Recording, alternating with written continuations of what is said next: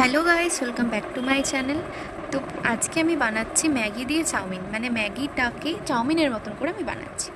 দেখুন, ফ্রাইং প্যানে আমি কিন্তু তেল, সাদা তেল আর একটুখানি বাটার দিয়ে দিয়েছি। তো প্রথমেই আমি নিয়ে নিয়েছিলাম সেদ্ধ করে রাখা ম্যাগিগুলো। তো ওটা সাইডে আমি সেদ্ধ করে রেখে দিয়েছি। তারপরে কাঁচা লঙ্কা আর পেঁয়াজ আমি একটুখানি কুচি করে রেখেছি।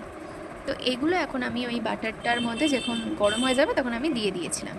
তারপরে আমি দিয়েছিলাম হচ্ছে কাঁচা লঙ্কা, যেটা ছোটো ছোটো করে কুচি করা ছিল।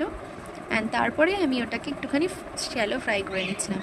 একটুখানি হালকা কালারটা চেঞ্জ হয়ে গেলে কিন্তু আমি ওর মধ্যে আর পরপর অনেক ইনগ্রিডিয়েন্টসগুলো দিয়ে দিয়েছিলাম। তারপর আমি অ্যাড করে দিয়েছিলাম হচ্ছে গিয়ে স্বাদ মতো নুন। যেহেতু আমার ম্যাগিটা খুব একটা বেশি ছিল না, আবার অনেকটাই ছিল, সেই কারণে আমাকে আরেকটুখানি নুন মেশাতে হয়েছিল। তো দেন আমি মিশিয়েছিলাম একটুখানি চিনি। চিনিটা কিন্তু স্বাদ মতন তোমরা মেশাবে। যদি তোমরা খুব মিষ্টি পছন্দ করো তাহলে মিষ্টিটা একটু মানে বেশি দেবে। তো আমি এরকমই একটু 1 চামচির হাফ চামচি দিয়েছিলাম। পেঁয়াজটা ভাজা ভাজা হয়ে গেলে একটুখানি মশলা দিয়ে দেবে, মানে 1 প্যাকেট পুরো গোটা মশলাটা আমি দিয়ে দিয়েছিলাম। অ্যান্ড তারপরে আমি কিন্তু নুডলসগুলো মিশিয়ে দিয়েছিলাম। তারপরে আমি সব কিছু একসাথে ভালো করে মিশিয়ে নিচ্ছি। যেহেতু ম্যাগিটা যদি আমি না মেশাই তাহলে কিন্তু ভালো করে টেস্ট মানে আসবে না। অবশ্য তারপরেও আমি মশলা দেবো। দেখো এখন কিন্তু লেগে লেগে আসছে।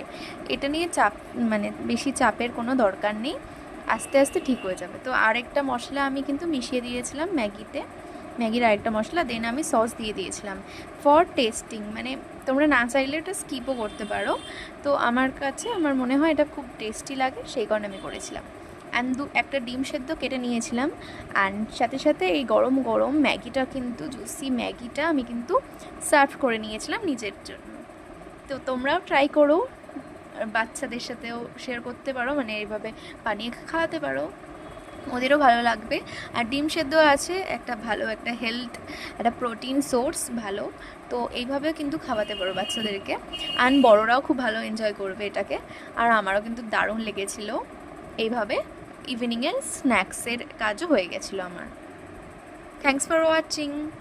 আর হ্যাঁ, তোমরা কিন্তু ট্রাই করে দেখো, আর যদি ট্রাই করে থাকো তাহলে আমাকে অবশ্যই জানিও।